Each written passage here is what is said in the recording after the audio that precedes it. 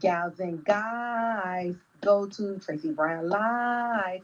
Go to Tracey Brown Live. Go to Tracey Brown Live. Gals and guys, go to Tracey Brown Live. Go to Tracey Brown Live.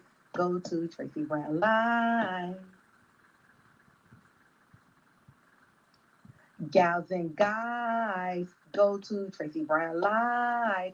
Go to Tracey Brown Live. Go to Tracey Brown Live.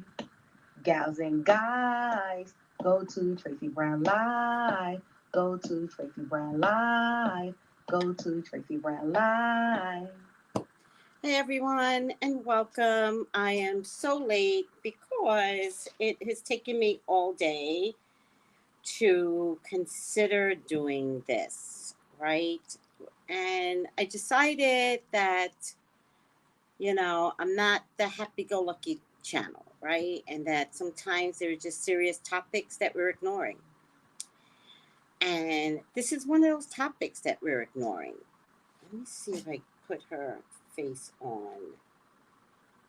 Hold on a second. I don't know if you guys heard of this beautiful little girl that passed away from police brutality, right? Police inconsideration.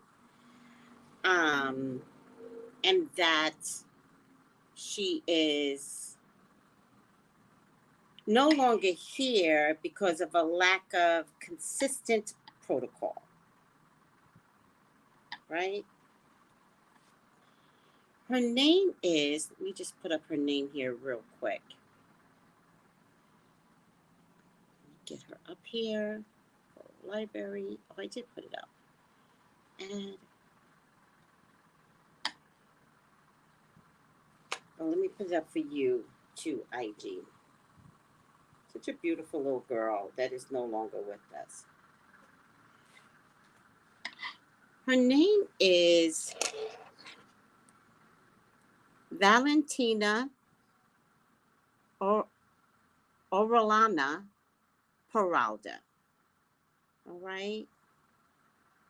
Valentina Orellana-Peralta. All right. She was a skateboarder. She wanted to go to college and she was trying on clothes at Burlington Coat Factory, I believe, for her quinceañera. Something similar to that. So, what resulted was, her death. Because there was a suspect in the coat factory at the time that she was trying on clothes. I think one of the things that upsets me is that in the report, I think it's the police report, they said that there was a problem in a Burlington coat factory and everybody sheltered in place. They also said that the man had a gun. He didn't. In the video, which I was going to show you the video, and then I decided the video was too graphic. But if you have Twitter, I did post it on Twitter. The video does show a woman as the cops were approaching with their assault rifles, bloody, right? But I think what upsets me is how they report this. Like, they report it in terms of saying a man with a gun. So right away, if they get a report like that, which we're not sure if that's true yet, right? Because he was never found with a gun. So we're not sure how it was reported. That's what the police are saying. But we have known for police to say, this is what came through. And then upon further investigation, we then hear later, that's not what came through, right? And this is what police reform is about in Los Angeles. It's about who's lying for who consistently. Because what we're finding consistently is that their adrenaline gets pumped up, They're so glad to get a report of a man with a gun, a person with a gun, a person yielding a knife, and they're ready to shoot.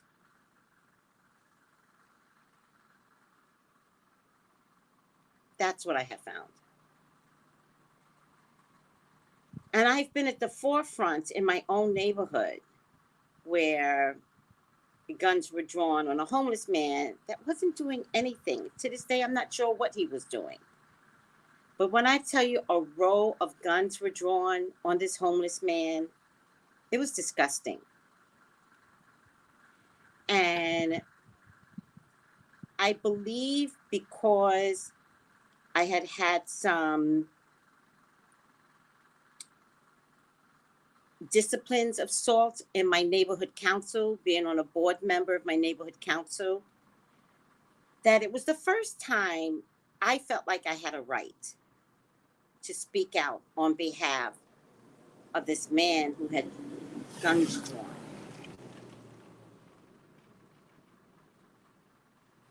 And I screamed, and I have it on video, and I posted it on YouTube. I screamed, "Don't shoot that man. Don't shoot that man. Do not shoot that man. It's mental illness." And I believe because somebody was advocating for him, that it made them process what they could have done. Right? Right? I could see he was unarmed. I said, "This man is unarmed. Do not shoot him. This is mental illness. Do not shoot him." And it made the police stand down. And even in one of the videos, a female police turned around and she said something to me, and I laid her the fuck out. I made her back down. I said, "Get an ambulance here." Because I could see the ambulance, but I could tell they weren't calling for the ambulance. And I said, "Get that ambulance here." And then she came to me with some snotty answer. And I told her to step down. I told her to stand down. And you better get that ambulance here. I mean it. It worked. It worked. I think that we have to consider advocating for each other. And so I'm here to like read her story to you so you guys can understand that a mother doesn't have a daughter any longer. There but for the grace of God go I. Any one of us. Valentina Orellana-Peralta and her mother, who moved to the U.S. from Chile, were in the store when an officer fired at a suspect who was attacking a woman. The bullet pierced a wall and hit Valentina. Soledad Peralta, the mother, wept as she described begging officers to help treat her injured daughter. We're not sure if she was dead yet. Saying then they had just left her laying there. The girl's father, Juan Orellana, who flew to Los Angeles from Chile, told reporters his daughter had once told him the U.S. was the safest country in the world, unless you're an immigrant or a minority. He said the actions of the police officers involved had been negligent, adding, "I will not rest until the last day until all these criminals, police officers, are in jail." LA Police Chief Michael Moore had promised a thorough, complete, transparent investigation into what he called a chaotic incident. I have the video on my Twitter. It wasn't that chaotic. It was actually a much more controlled setting. The difference was the one police officer was intent upon killing. In a statement read by Valentina's lawyer, The mother recounted how she and her daughter heard a commotion and screaming outside the changing room while trying on dresses for a birthday party at North Hollywood department store last Thursday, Burlington Coat Factory. They sat down together, hugged each other, and prayed. Mrs. Peralta said she had felt something hit her daughter, throwing them both to the ground. Valentina's body went limp. She tried to wake her by shaking her, but she didn't wake. She screamed for help, but no one came. When the police finally came, they took Mrs. Peralta out of the dressing room, and she said, left my daughter laying there. I wanted them to help her.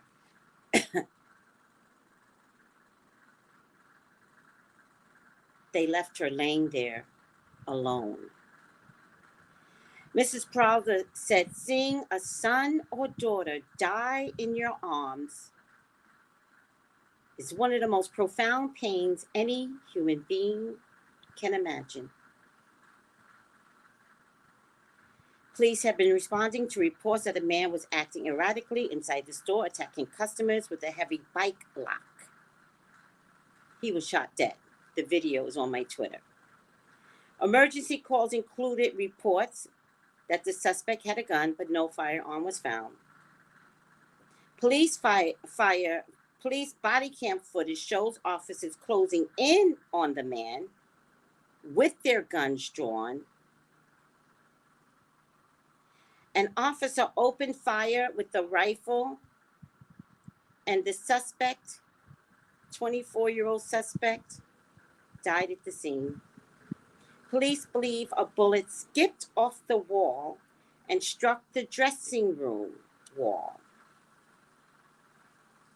The unnamed woman who was attacked by the suspect was found with moderate to severe injuries, including wounds to her head, arms, and face.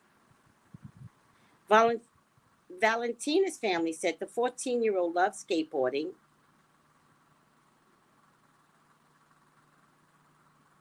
It's like my whole heart has been ripped out of my body, says Mr. Orellana. The pain of opening Christmas presents for her that had been delivered Christmas Day cannot be articulated. Valentina had been in the U.S. for about 6 months and had already earned good grades at her new high school. On their way to the store on the day she died, Valentina told her mother about her desire to continue getting good grades and eventually becoming an engineer and a U.S. citizen. So,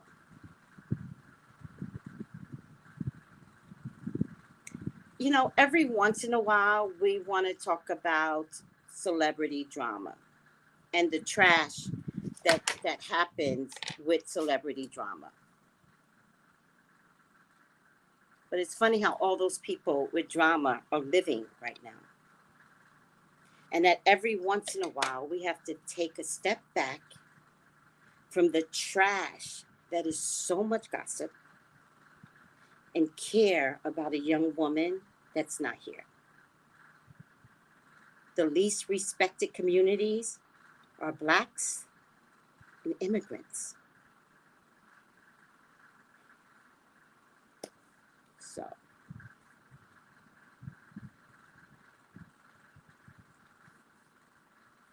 sometimes these videos can't be all ha-ha, funny. And you know what? That's okay too. All right? I'm just going to show YouTube one video. I guess they're protesting and not enough information is coming out throughout the country. And I guess they're protesting. This looks like a protest here. And to show you how little these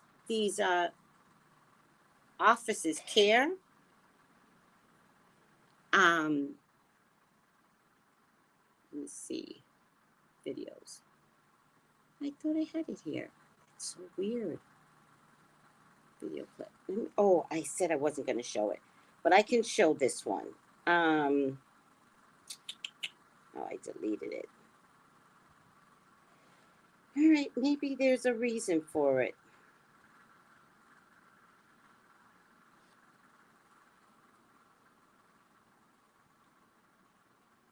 Yeah, I deleted it.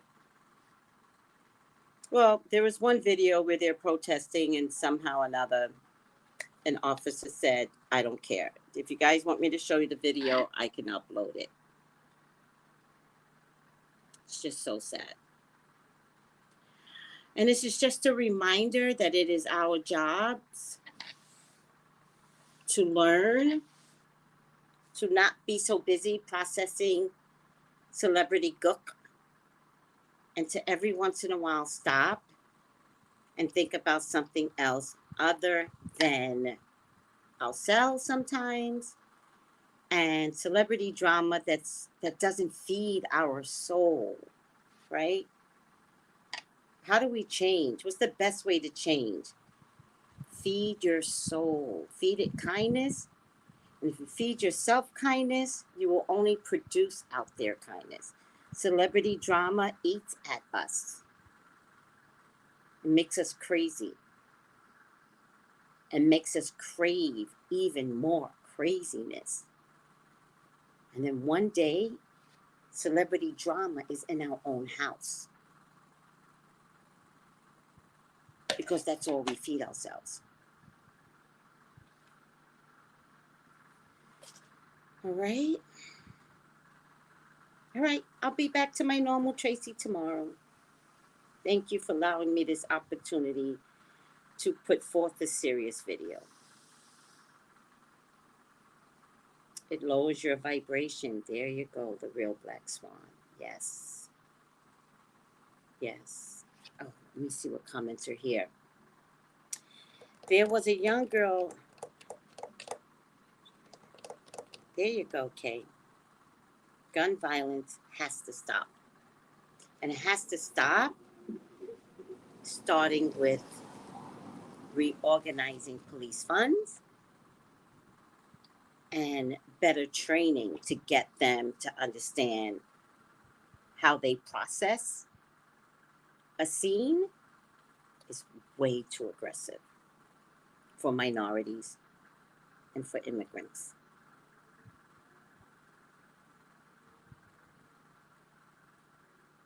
Police reform is mandated, and people don't want to look at that because to others, police reform means gun control. Whatever it means to you, it means something different to me. But together, we have to come up with better solutions, especially in Los Angeles. Thank you, guys. I love you. And thank you for letting me put through a serious tone and prayers for Valentina in heaven. Prayers for her family. I love you.